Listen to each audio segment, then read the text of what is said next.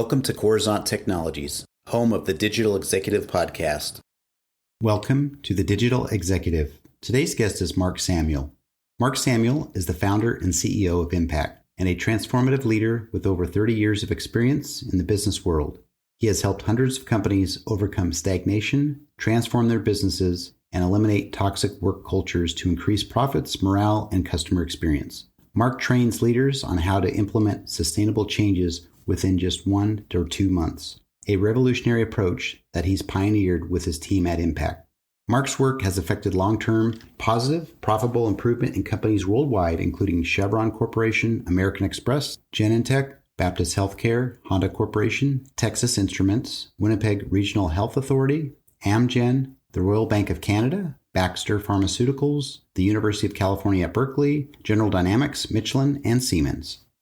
Well, good afternoon, Mark. Welcome to the show. Thank you so much, Brian. It's great to be here. Looking forward to it, actually. Absolutely. And, you know, it's funny or ironic. There's always a guest that comes on the show. It seems like just about every single day that's got something exciting to share. And I know you've getting your new book out there. We'll talk a little bit about your book, but this is exciting. It really is. And I'd like to share that energy with you, but also with our audience. So we're going to jump right into the questions, Mark. And let's talk about your career. You're a senior advisor, consultant, entrepreneur, and now the founder and CEO of IMPAQ. Could you share with our audience the secret to your career growth and what inspires you? Well, I'll tell you, it's a great question, Brian, especially because I think both what inspires me and the secret to my success has changed from when I started the business over 35 years ago to what it is today. What really inspires me is coming up with real, meaningful solutions for organizations and for people that sustain long term and that accomplish real good, effective results in rapid time beyond what they expected. So for me, it's that, Ken Blanchard used to talk about it as delighting your customer. And I really see it that way is when you can create real meaningful transformation that is sustainable and do it within months instead of years, boy, that is something that clients remember for a long time. And that's what inspires me. And that's evolved as I've evolved and as organizations have evolved. And I would say the secret to our success is really all about satisfying customers in a way that changes their game and changes their success while not burdening them with more activity, more to-dos, more work, but actually just get better results. And what I mean by that is we're talking about organizations that have worked with us for 10, 15, even 20 years. So I would not say I'm the best marketer or even salesperson. I don't hype anything I do. It's all about being authentic, being vulnerable, and not having the one size fits all for everybody, but truly meeting people where they're at and changing the game for them in such a meaningful way that they come back for more. I just had an example of that with an organization that I worked with for 3 years. During that time, it saved their business. They became one of the top in their industry and became best employer in their state. But 5 years later, after COVID, they're struggling. They want to bring me back in to take them to the next level. That to me is how we've stayed in business for as long as we have. That's awesome. And again, showing, integrity, transparency, but having that recipe for success. And you're right. If you've got something that works, you don't need to have, a big marketing team or a big budget for a marketing team. So that's awesome. I appreciate you sharing that. And yes.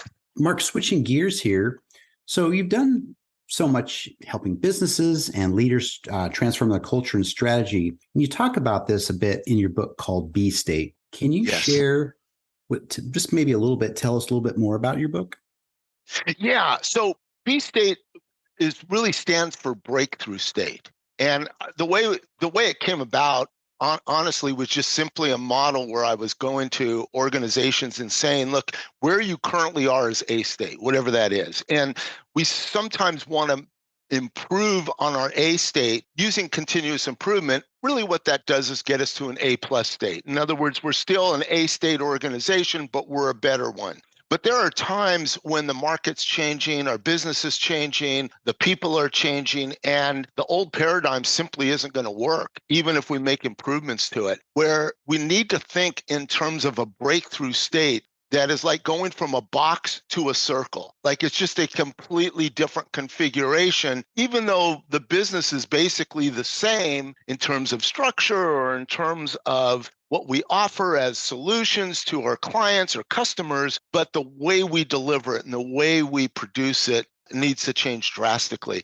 That's what we call that breakthrough state. And the key to doing that is you cannot create B state from an A state paradigm. You actually have to think completely different outside the box and look at what does that new paradigm of business need to look like, and then translate into how do we need to show up as leaders, as members of the organization differently than we have before if we're going to achieve that new state. For instance, one of many organizations are successful, but they're only successful up to a certain point because they're stuck in silos. And they grew because it was divide and conquer and stay to your lane, and all that worked great. But then as they grew larger and larger, now they needed more of a cross-functional shared ownership and shared accountability rather than just individual. So that's a paradigm shift that's necessary if you want to be in B state, where we break down the silos, we set up shared ownership, we set up teams that efficiently know how to include each other without getting bogged down in nonsense approaches like consensus leadership or democracies or whatever, but aren't also autocratic and narrow-minded and can really use and leverage diversity of people and thought so that they can grow. So what we do is we say, if you really want to have that big major change for yourself as an individual or as a company, first identify what it looks like, and then how do you need to show up differently to actualize it. Really, you want to think in terms of not just creating it, but if it was already created, how would you be showing up differently than how you show up today? And I'll tell you, I use that personally in my personal life. I use it with organizations to create massive change in short periods of time. I love that. And, B state, breakthrough state that's really an interesting concept. But of course, you've got the experience behind it to back up the accomplishments you've helped other companies get through. So I appreciate the share. And Mark, are you leveraging any new or emerging technologies within your business? And if not, have you maybe found a cool tool or app that you could share with us?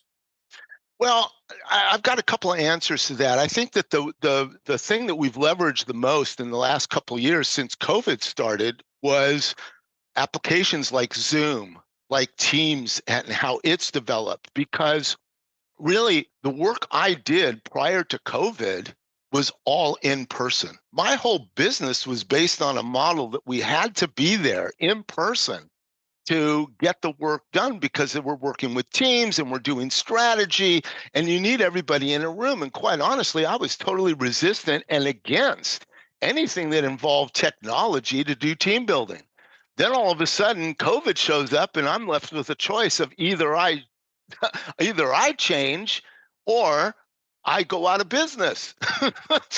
It's that simple. And so I had to go through my own B state. My A state paradigm just simply wasn't going to do it. So again, I got my team together. We imagined B state and what it would look like to do our programs virtually.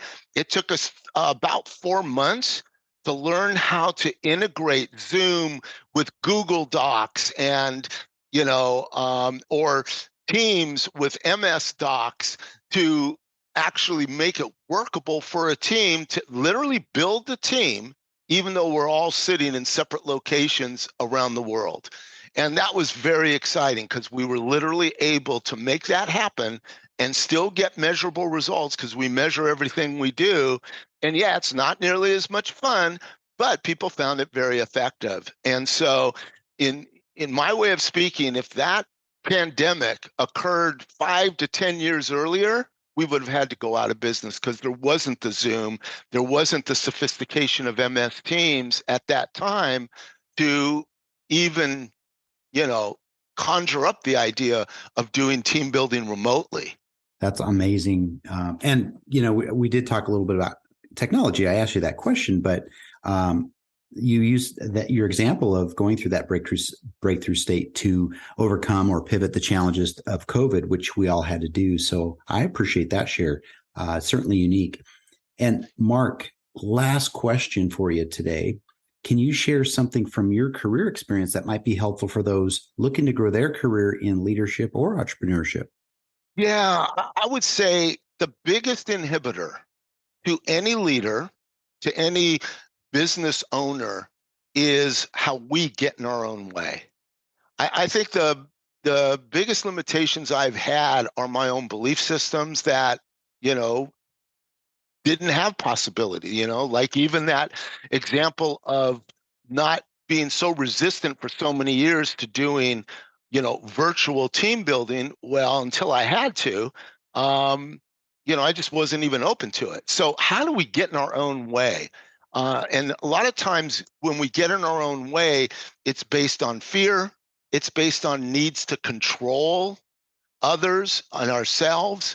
And so we're automatically limiting ourselves and responding in ways of that are very restrictive to our growth, to our business growth, to our career growth. So my biggest advice to any leader is, you can go out and learn all the skills you want and go to all the classes you want. And I'm all in favor of that. But at the end of the day, how are you getting in your own way because you don't have the communication skills, because you react defensively, or you have a reaction to negativity? And everyone's got it. Mine was whenever my team asked me to do something, for the whole team that was to support, let's say, a project, my first reaction is defensive. Like, I don't have time to do that. I don't want to have to do that. I can't make that happen. There's too much on my plate. I'm in overwhelm, yada, yada, yada. Now, here's the thing about it, is that when I know I have that reaction, I'm going to feel in angst until I get that thing that they're asking for done. So it's literally becomes the first thing I accomplish when we're done with the meeting, because I don't want to sit in all the angst of not getting it done. So my team actually got used to that and knew that if I ever resisted something that they were asking me to do, they would just move on in the agenda. And I said, well, why are we moving on when I've got some problem with this? They said, because the more you have a problem, the faster it's going to get done. So as far as we're concerned, it's done. And I said, well, that's not very satisfying because I want to have my tantrum. But in reality, I had to learn to not get defensive, not get so overwhelmed. And it took me a long time to get there. But I would say now is, at the time when I should be retiring, I finally feel like I can take on the world. And it's so ironic, but it's really the inner issues that keep us from growing, from expanding, from prioritizing, from, tackling those difficult projects. And we all have to face ourselves. So it's time to face yourself, be vulnerable, be authentic, address your inner issues that get in your way and become your own showstoppers. Thank you, Mark. I think that is important, and we all have it, as you mentioned, but having the self-awareness to take a time out, pause, take a deep breath, and at least understand some of your limitations, you do overcome these challenges. And I just love that story. So, Mark, it was a pleasure having you on today, and I look forward to speaking with you real soon. Thank you, Brian. Those were great questions. Thank you for having me. And hopefully we can continue this conversation at another time. This would be awesome. Bye for now.